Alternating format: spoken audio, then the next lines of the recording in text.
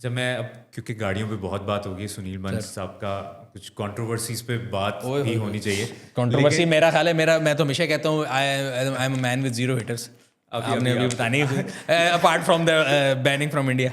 नहीं वो नहीं, डकी भाई के साथ आपने एक वीडियो की थी, गाड़ी की कोई डील 2-3 थी, की। तो वो उसके बारे में है कि वो शायद एक पेड रिव्यू था या गाड़ियों की वो कोई ऐसी डील थी जिस पर कोई कंट्रोवर्सी आई थी कि नहीं, वो कोई शायद पेड उसकी गाड़ी नहीं थी या आपकी गाड़ी थी। नहीं, कोई पेड रिव्यू नहीं था। एंड और कभी किया है पेड रिव्यू? नहीं, स्टोरी बड़ी मज़े की थी, मैं आपको सुना देता हूँ। मज़ेदार तो सुनाए story। मैंने ये जो ई-ट्रॉन GT जब ली थी, तो उसके बाद ई-ट्रॉन की प्राइसेस बढ़ गई थी, तो मैंने कराची से ख़रीदी थी। एंड शोरूम पे खड़ी थी, 0 मीटर थी, ऑडी से किसी ने लेके उसने ऑन लेके बेच दी मुझे। अब मुझे भी ऑटो इंडस्ट्री का आइडिया है, इतना तो मुझे भी पता लगा कौन सी चीज़ ऊपर जा रही है, कौन सी नीचे जा रही है। जिस दिन हमने ली, उसके एग्जैक्ट 3 दिन बाद उसकी प्राइस बढ़ गई थी।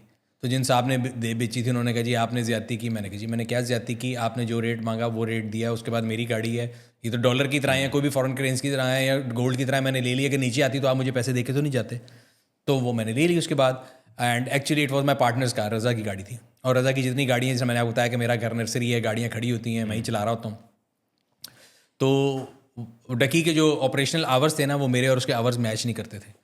मैं जल्दी सोने वालों में से हूँ, वो जल्दी सुबह उठने वाले थे। मैं सुबह जल्दी उठता हूँ। तो हमारा जो मैचिंग टाइम होता था वो फजर से लेकर सुबह 7 बजे तक का होता था। अच्छा। तो उसका मुझे फजर के टाइम पे मैसेज आया कि सुनील भाई कहीं ऑडी ई-ट्रॉन पड़ी होगी। एग्जैक्ट ये वॉइस नोट था, पड़ी होगी। मैंने कहा भाई गाड़ी पड़ी नहीं होती, खड़ी होती है, आपने कहीं देखी है? मैंने कहा मेरे गैराज में खड़ी है। उसने कहा नहीं आप कैसी बात करें, आपके पास है? मैंने उसको तस्वीर भेजी कि यार ये वारिया की गाड़ी है। उस वक्त आई थिंक 6 बजे थे, 7 बजे वो मेरे घर था। अच्छा। पूरे 7 बजे उसने गाड़ी देखी। उसने कहा जी हम डील करेंगे, मैं आपको जो है ना पेमेंट जो है इतने दिनों में दे दूंगा। मैंने कहा ठीक है भाईजान, मेरा ज़िंदगी का असूल है, एक हाथ दो एक हाथ लो। आप टोकन कर दें, गाड़ी आपकी अमानत है, जब आप पूरी पेमेंट देंगे तब मैं गाड़ी लेके जाऊँगा, गाड़ी ले जाने दूँगा। उन्होंने कहा जी ठीक है, डन हो गया।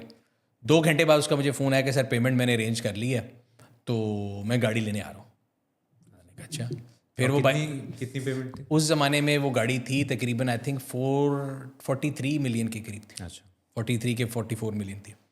तो उसने कहा जी मैं कैश ले आऊँ। मैंने कहा तुम्हारा दिमाग ख़राब है, कैश ले आओ, कैश कुछ कोई नहीं लाना।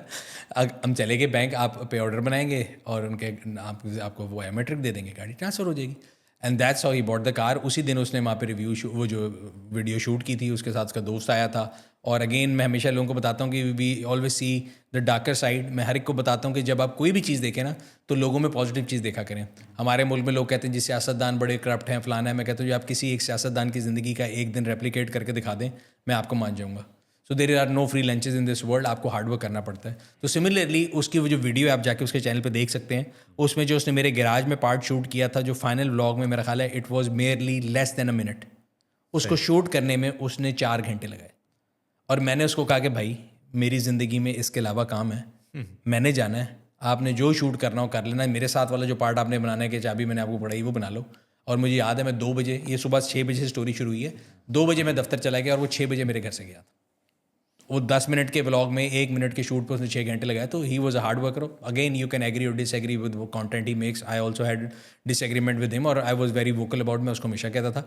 तो मेरे तो हर जगह दोस्त हैं। कंट्रोवर्सी तो मतलब अगर इस तरह की है तो मैं तो पाकिस्तान है, मेरा ख्याल है कोई भी हर जॉनरा के अंदर, वो क्रिकेटर हो, वो फिल्म स्टार हो, वो सिंगर हो, वो यूट्यूबर हो, वो इंस्टाग्रामर हो, मेरी सबसे दोस्ती है। और गाड़ी तो सब, और गाड़ी सबका शौक होता है। तो जब को मशवरा चाहिए होता है, जिस तरह मैंने आपको बताया कि it's a high involvement product, तो दे रीच मी आउट।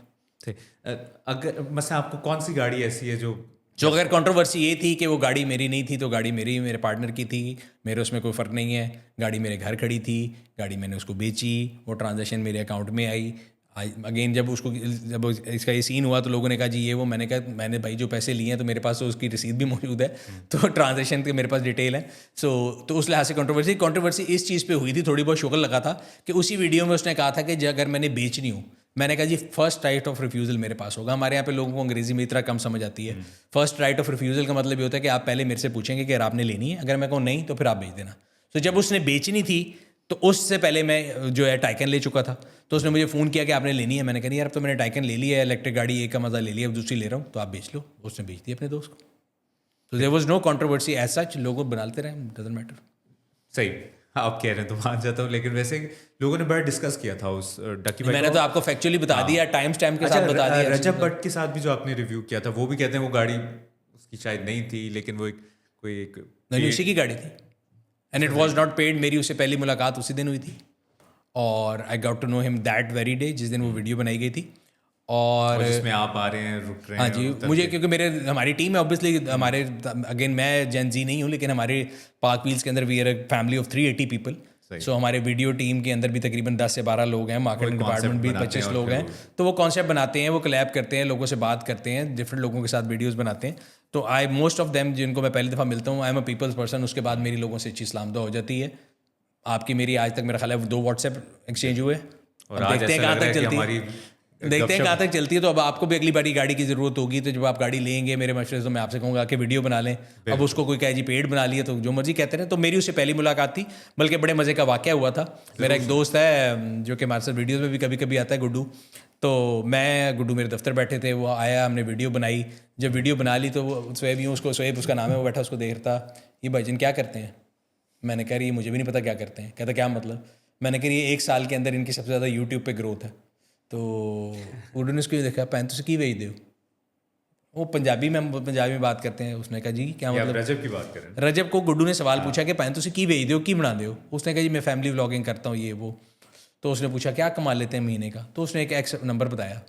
तो मेरा ऑफिस 2nd फ्लोर पे, गुड्डू मुझे कहता है कि यार दरवाज़ा खोल, मैं क्यों कहता मैंने छाल मारनी है, मैं 20 साल तो कारोबार कर रहे हैं तो मैं नहीं इन्हें कमाता। So that was my first मुलाकात विद हिम। और वो गाड़ी उसी की थी, पराडो था, मुझे आज भी याद है। उसको उसने पता नहीं जहाज़ प्रो मैक्स नाम रखा हुआ था। फिर जब उसने बेचनी थी उसने मुझसे मशवरा किया मैं अगली गाड़ी कौन सी लूँ। तो उसके बाद मेरी उससे दोस्ती है and I am still in touch with him.